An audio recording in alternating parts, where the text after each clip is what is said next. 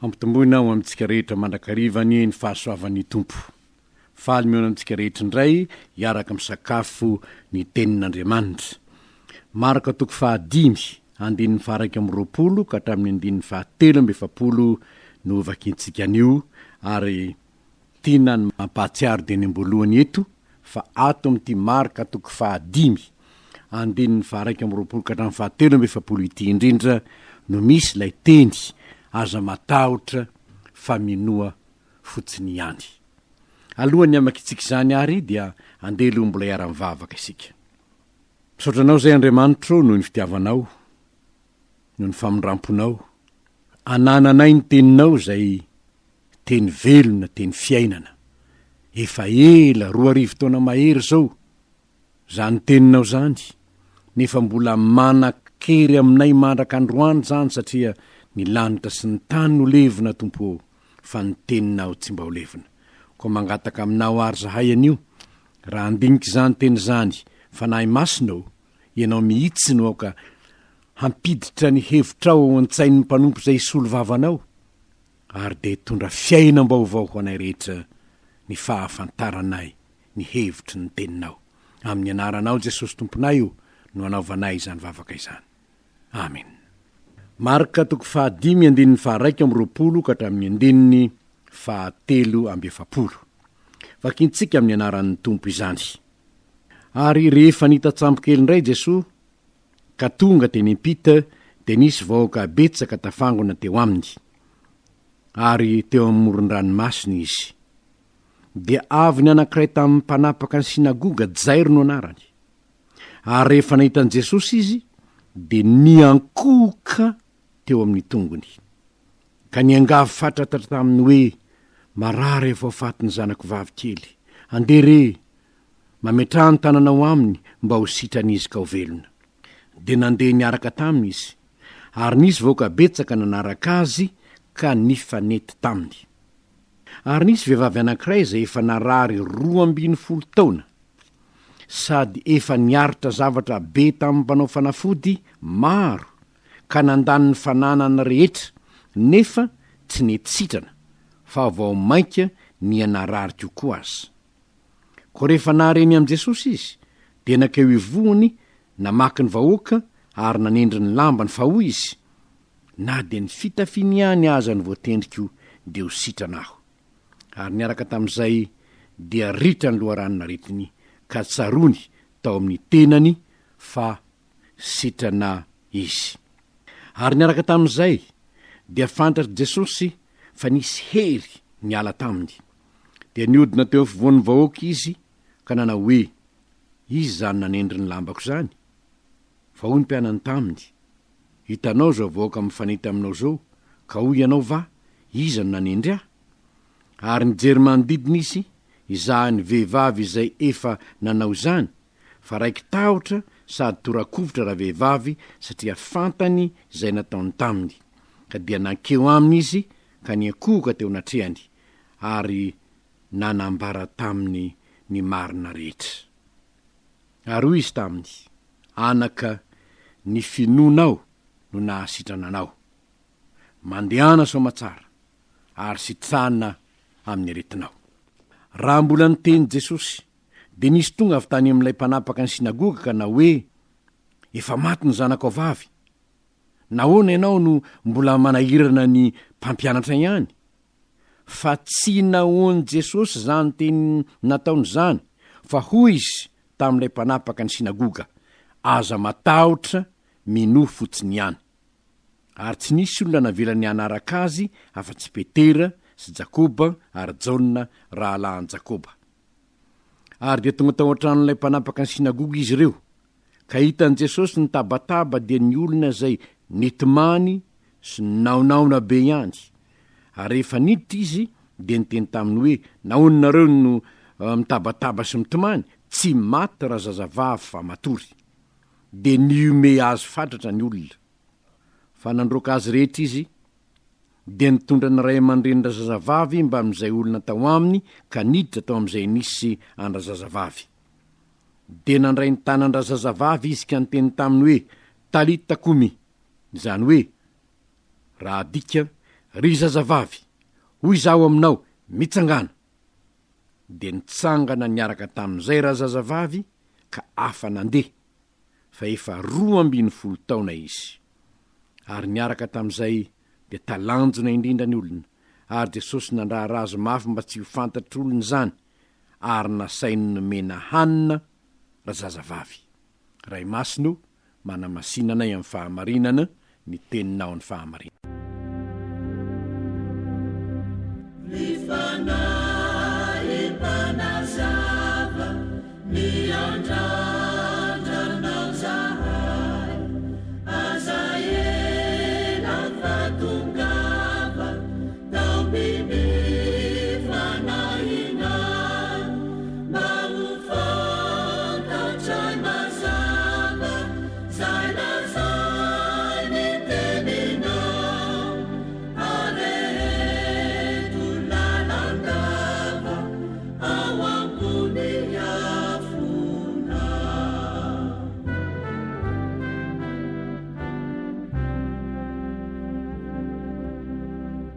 Fahagagana roa samihafa no hitantsika eto ry havana, ary ao anatin'ny tantara anankiray anefa izany. Misy fahamarinana tsoatsika anankitelo avy amin'ny alalan'izany tantara novakina tamintsika teo zany. Ny toetrany Jesosy, toetrany marina anankiray, de ny hoe tsy mandany fitarainana izay miekoka aminy Jesosy Tompo. Tsy mandany fitarainana izay miekoka aminy Jesosy Tompo. Fa iza moa io miekoka amin'io? Hitantsika eto fa ny 120 ka hatramin'ny 120 de ahitantsika lay mpanapaka ny sinagoga Jairo no anarany. Manana problema tena mafy amin'ny zanak'olombelona izy, dia ny hoe zanany 12 taona marary efa ho faty.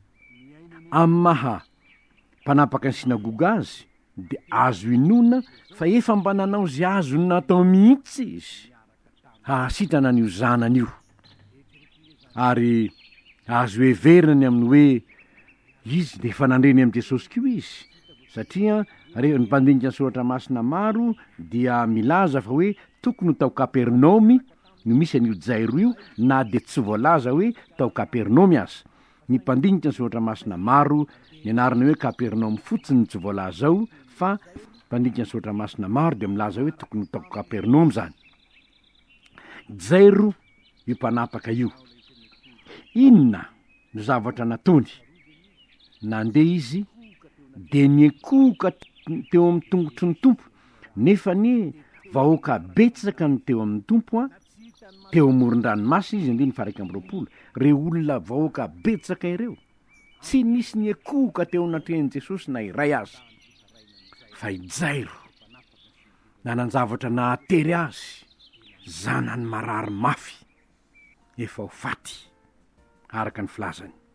Andere mametrahany tanana maminy mba ho velona ny zanako, efa ho faty ny zao zanako zao hoe. Dia inona no valy tenin'i Jesosy? Eny ary andeha ny 120 de nandeha niaraka taminy izy. Lesona anankiray tsoantsika amin'izany ry havana. Betsaka ny olona mandre an' Jesosy, mandre ny tenin'i Jesosy, mahalala ny zavatra nataon'i Jesosy, fa vitsy ny miekoka aminy ka mangataka azy hanatanteraka zay zavatra mahatery ny fanahiny indrindra, zay zavatra mampahory azy, hanafaka azy amin'izany fahoriany zany. Jairo, marary mafy ny zanako, efa ho faty ny zanako, fantatry fa ianao mahay manasitrana azy, niekoka teo tongotry ny Tompo izy. Fanontaniana mipetraka ary zao, mba mahay miekoka eo tongotry ny Tompo ve aho? Amin'ny fotoana izay ilana izany, betsaka ny olona manko miaino ny tenin'Andriamanitra, mandre ny tenin'Andriamanitra, mahafantatra hoe zao ny amin'io Jesosy io, fa olona miaino fotsiny ihany betsaka. Fa Jairo niavaka tamindreo niaraka taminy. Zao ary ny torohevitra omenanao hoe, satria tsy mandany fitarainan'izay miekoka aminy Jesosy de mahaiza miekoka aminy. Mba mahay mandohalika avetsika ao tokantrano ao, miekoka eo tongotry ny tompo rehefa misy zavatra mahateriny fo mampanahy, miekoka eo tongotry ny tompo, miaino aneny tompo mamaly ene izy andeha ary de zao ny voalaza hoe de nandeha miaraka taminy izy. De eritreretinge zany jairo hoe henony ny tenin'ny tompo hoe andeha ary, na de tsy ny tenin'ny tompo tsy hita voasoratra eto hoe andeha ary, fa izao fotsiny miaraka tamin'ny tompo. Andeha ozy de miaraka taminy tokoa ny tompo. Ay, mety ho aty ngamba saika lalana alehan'ny tompo, fa saingy noho ny tenin'ny jairo hoe andeha re, de nanaraka ny tenin'ny jairo Jesosy tompo, niaraka taminy Jesosy tompo.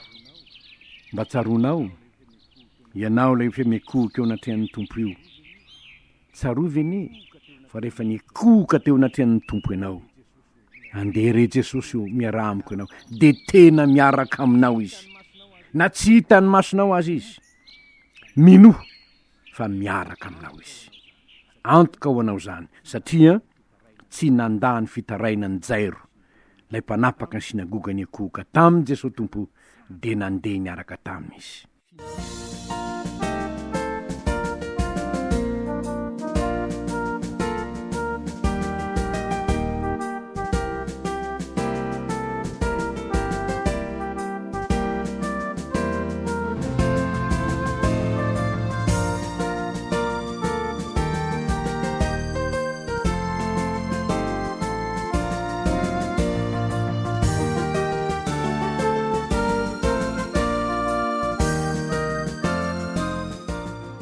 Misy fahamarinana faharoa hitatsika eny am-pandehanana izy dia sitana noho ny finony an Jesosy lay vehivavy narary 12 taona.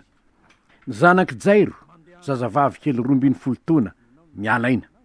Ity vehivavy ity, vehivavy narary 12 taona, asa mona atonga azy narary 12 taona, fa zao ny zavatra hita hoe efa nandany ny fananany iny tsabo tena, nefa vao maika ny anarary.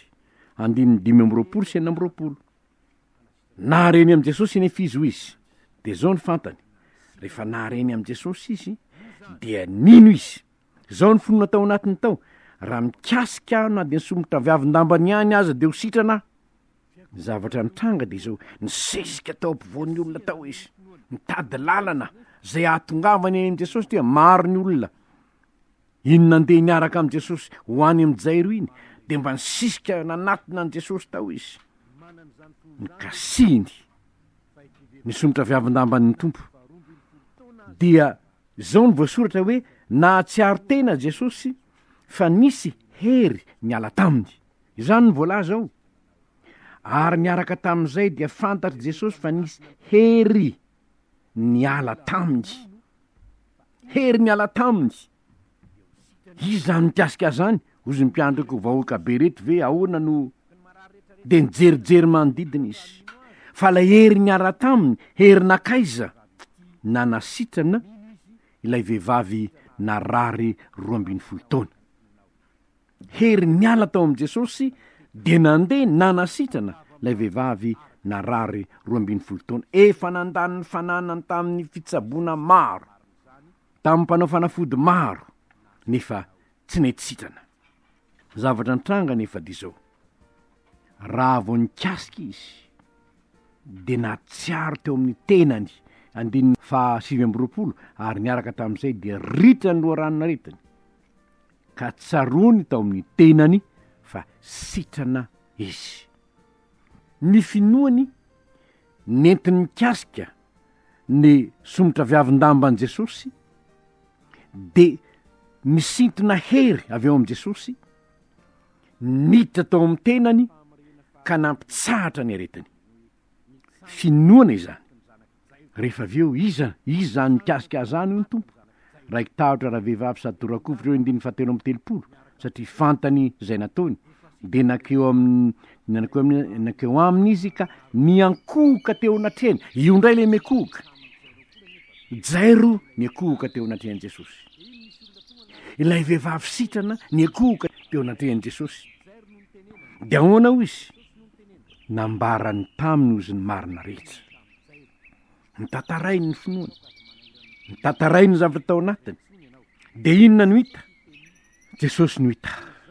Hoy izy taminy, anaka ny finoanao no nahasitrana anao. Mandehana somatsara. Ny finoanao no nahasitrana anao. Ny finoanao aniza? Ny finoanao ny heritio hafaka anasitrana anao. Ny finoanao fa raha mahakasika misomotra viavin-dambako ianao dia ho sitrana, satria isery hiala avy amiko hanasitrana anao. Dia izany no nahasitrana anao. Noho izany mandehana somatsara. Havako, mbola finoana ihany anie zany. Fiakohofana noho ny finoana, fikasiana noho ny finoana. Finoana aniza nefa? Finoana ny herin'i Jesosy. Fandaniana mipetraka dia izao, mba manana izany finoana izany ve aho? Manana izany finoana izany ve isika? Fa ity vehivavy ity, na dia fa 12 taona azy izy ny narary. Ny finoany ny herin'i Jesosy no nilazany Jesosy taminy hoe ny finoanao no nahasitrana anao, mandehana somatsara. Izay rehetra manatina ny Kristy ary dia mila mino fa izy no manasitrana. Dia ho sitrana izy no ny herin'i Jesosy. Dia ho ngamitsika ka ny marary rehetra zany dia sitrana daholo raha mino azy. Izao no hitantsika ry havana. Ity vehivavy ity, nino izy dia nanasitrana azy Jesosy. Tongava aminao araka ny finoanao. Izany no afatra napetraka. Tongava aminao araka ny finoanao. Dia sitrana raha vehivavy.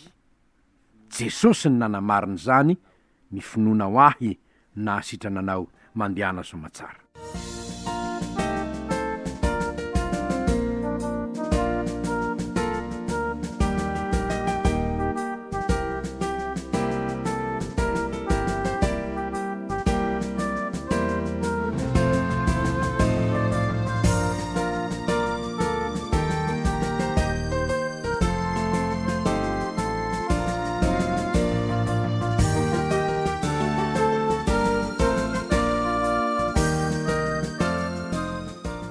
Fa ny fahamarena fahatelo lehibe indrindra reto dia ny hoe nitsangana tamin'ny maty ny zanaky Jairo. Nitsangana tamin'ny maty ny zanaky Jairo. Eny an-dalana miaraka amin'ny Jesosy Jairo. Efa sitrana lay vehivavy narary 12 taona.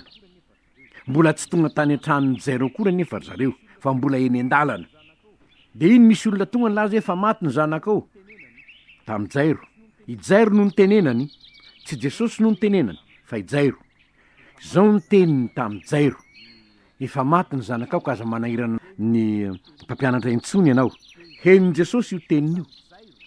Dia izao ny tenin'i Jesosy tamin'ny Jairo. Jairo no nitenenany, aza matahotra fa minoa fotsiny ihany.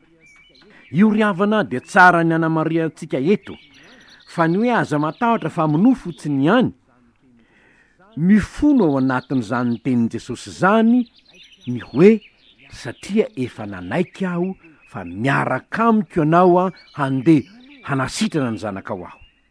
Mino ahy, zany ny tena dikany. Aza matahotra fa mino ahy fotsiny ihany. Nahoana? Raha ntanitsika Jesosy hoe fa inona ny mahatonga anao teny zany Jesosy io? Dia izao ny teniny hoe zaho anie ny fananganana ny maty sy fiainany. Zay mino ana dia maty aza dia ho velony indray, efa nanaiky ary Jairo. Fa raha ny akohoka teo natrehiko ianao ka nangataka hoe andeha ry mametrantanao aminy dia ho sitran'izy. Efa nanaiky eny ahy ary efa eny an-dalana ho antsika izao. Ka nalazainy aza hoe maty, izaho ny fananganana ny maty sy fiainana. Mino ahy ianao ry Jairo. Ry havana, eto aho dia tiana mafy. Fa ny hoe aza matahotra fa mino fotsiny ihany dia tsy mijanona eo akory fa hoe minoa ahy Jesosy Tompo. Fa tsy hoe mino fotsiny ihany. Ino ary ianao? Hatoky izy ianao? Iza no antenainao? Hatoky sampy ve? Hatoky vintana ve? Hatoky mpimasy ve? Hatoky inona ary? Mino aniza ary mino? Inona no inonao? izao raha io tenin'Andriamanitra io jerentsika ry havana, aza matahotra fa mino ahy Jesosy zay miara-dalana aminao ry jairo. Zavatra tahorako ry havana dia izao, aza matahotra fa mino fotsiny ihany, raisitsika izay, kanefa ho ambadika izay dia misy zavatra hafa inotsika fa tsy Jesosy. Ao ambadika izay misy toky hafa itokitsika fa tsy Jesosy. Ao ambadika izay misy zavatra hafa ataontsika fa tsy Jesosy.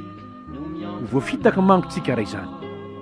Raha sanatria hoe afa azo matahotra fa mino fotsiny ihany, mino an Jesosy. Matoky fa Jesosy ny miaraka aminao ry jairo. Reto ry havana dia tsara ny mampahafantatra atsika fa ny tenin'i Jesosy ny hoe aza matahotra fa mino fotsiny ihany dia tonga tao am-pony jairo zany. Ary zany nahatonga ny jairo hanao hoe rehefa niteny Jesosy dia nandeha ihany izy nakany an-trano na dia efa maty azy. Fantany zanany, maty ny zanany, nefa rehefa Jesosy no manao hoe aza matahotra mino fotsiny ihany dia nandeha ihany izy nentina nakany an-trano ihany Jesosy tompo, satria nino izy, nino an Jesosy izy. Tsy nino ny fanampiana vetisy ary izy, fa nino an Jesosy izy. Dia tonga tokoa ny tompo araka izany finoany jairo an Jesosy izany dia nitsangana tamin'ny maty ny zanaky jairo. Ary rehefa nitsangana tamin'ny maty ny zanaky jairo dia izao ny tenin'ny tompo hoe mehoanina amin'izay izy. Efa narary elaela izy nidika an'izany, fa mila sakafo izy, mehoanina izy. Ry havana, aza matahotra fa mino fotsiny ihany, mino an Jesosy tompo, ilay mpanjaka ny Madagasikara, mahay manangana azy tahaka ny zanaky jairo maty. Izao anefa ny zavatra nitranga, aza matahotra fa mino fotsiny ihany, satria Jesosy tompo nefa nitondrana ambavaka ny firenena. Jesosy tompo efa nitokiana, izy no efa natsoina no iraina fangana ry mpanjaka ny ray ny lovanao, fangana rembahaka ny tano anao, no iraina ny hoe ario ny tahotra ao ry olon'osafo zay lazainy tomponao tsisy tsy ho toa. Dia nitsangana indray ny firenena. Jesosy no nanangana ny firenena fa tsy olombelona, tsy herin'olombelona, tsy fahefan'olombelona, fa Jesosy no nanangana azy. Ary rehefa Jesosy no manangana, voatery tsy maintsy manaiky izao tontolo izao. Ary adidintsika ny matoky izany tenin'Andriamanitra izany.